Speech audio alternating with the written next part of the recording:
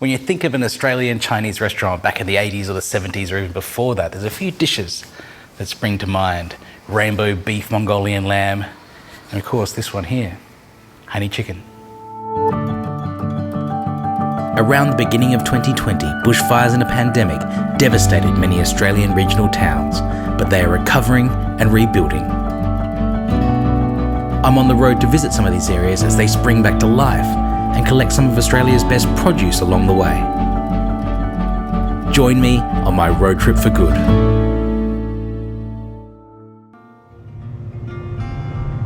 South Australia's Kangaroo Island. It's a place I used to visit a lot as a kid.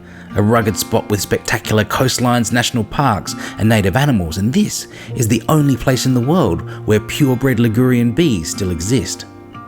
I'm headed to the town of Kingscote to meet one of the first and biggest organic honey producers in Australia, Peter Davis, who lost many of his hives during the bushfires. The bees are special on Kangaroo Island because they came from Italy, northern Italy, up around the province of Liguria.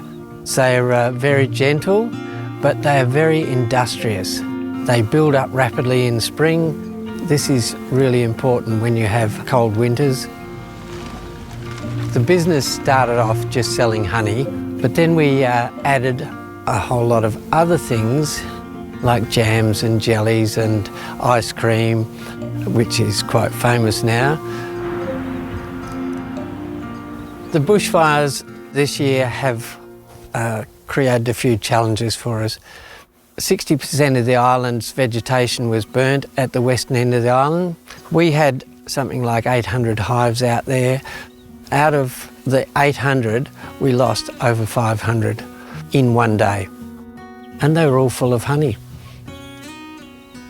When people found out that we'd lost a lot of hives, we had people ringing us up saying, "We've got some area, do you want to put your bees on it?" It's very, very humbling. Sorry. The whole community's rallied together and people want to help you. There's been a lot of help like that that's been amazing. Thanks very much, Peter. Kangaroo Island's its own ecosystem. As the wildflowers regenerate, the Ligurian bees have pollen for their honey. So this is quite literally the taste of Kangaroo Island's recovery. It tastes pretty great too.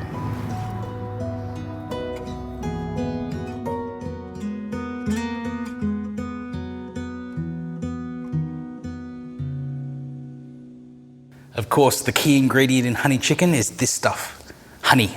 But not all honey is created equal. Where the bees get their pollen from, the types of flowers, the environment is all captured in the flavour of individual honeys. You can even see the difference in the colour between this spring flora, spring type blossoms that the bees are getting their pollen from, and of course the coastal flora around the edge of Kangaroo Island where Peter's Ligurian bees can mainly be found. So I want to give each of these honeys a bit of a taste. First, the spring flora. It's really nice. It's kind of like got a slightly malty and floral aroma to it. And this coastal flora is a lot richer. It's kind of more molassesy, caramelly than the spring flora. I think for my honey chicken, I'm going to use the coastal flora. But before I get to the honey part of my honey chicken, let's focus on the chicken part. I'm going to coat the chicken in a batter. And so it's going to be a little bit thicker than just a coating. So I want to cut my chicken first into some nice thin strips that aren't too wide. I'll remove the tenderloin. Cut that just in half lengthways.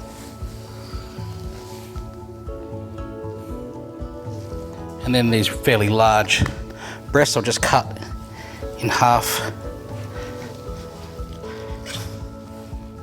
along their length, and then again into some nice thin strips.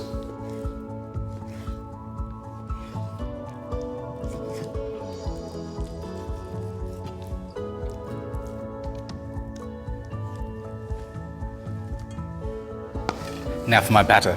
This is a really interesting batter because I'm making an alkaline batter. It's kind of halfway between the Chinese process of velveting and also just making a regular batter. The alkaline nature of the batter will actually tenderize the chicken inside. An alkaline environment as opposed to an acidic environment means that proteins don't bond together as strongly, and therefore your meat will stay more tender. I don't want to get too scientific with you, but there are very few things in the food world that are basic or alkaline. Egg white, tap water generally is slightly alkaline.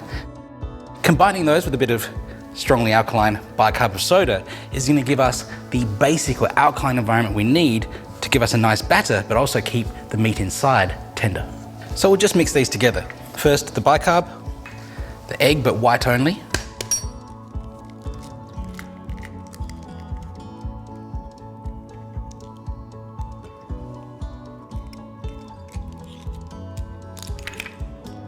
Our flours, regular old plain flour, and some cornstarch,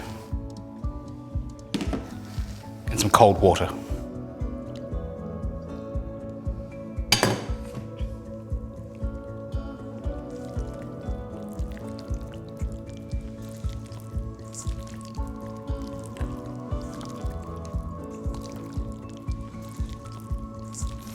So I'll leave that to one side, let the alkaline environment work on the meat, wash my hands, and then we'll make our honey sauce. Our honey sauce is really, really simple. Just got some cornstarch here. To that, I'll add some rice vinegar, soy sauce. Now this, I think, is really important for a honey chicken recipe. It's sesame oil, toasted sesame oil, and it stops it from being this kind of sickly sweet honey taste and gives you that toastiness and savouriness of the sesame to kind of balance that. I'll also grate in some garlic.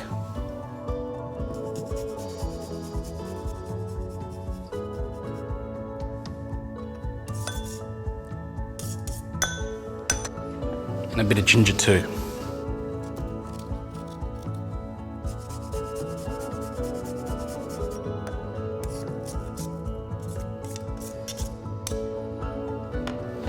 The main event is, of course, this Ligurian bee honey from Kangaroo Island.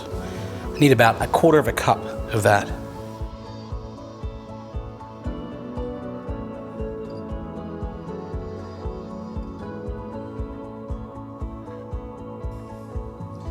Touch of water to thin it down a bit. And just mix all of that together.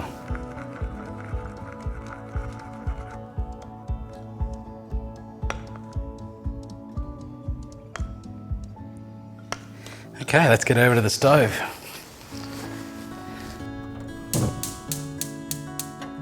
To get the chicken really crisp, I'm going to use a double fry technique. The first fry heating the oil to about 170 degrees.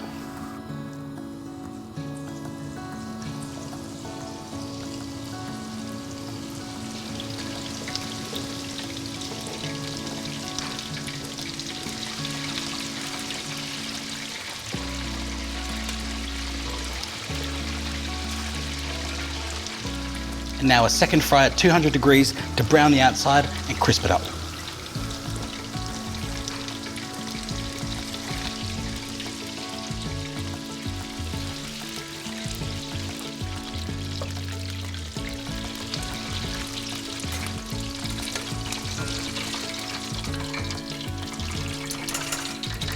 The chicken's fried, and now all I've got to do is really just coat it with the sauce. A touch of oil into the wok,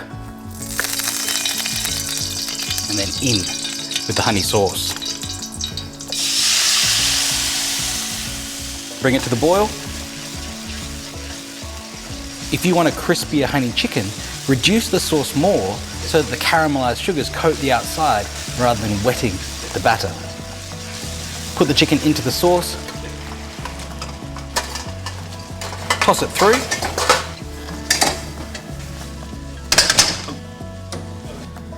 Straight out onto a plate. Scatter it with a few sesame seeds. And that's honey chicken.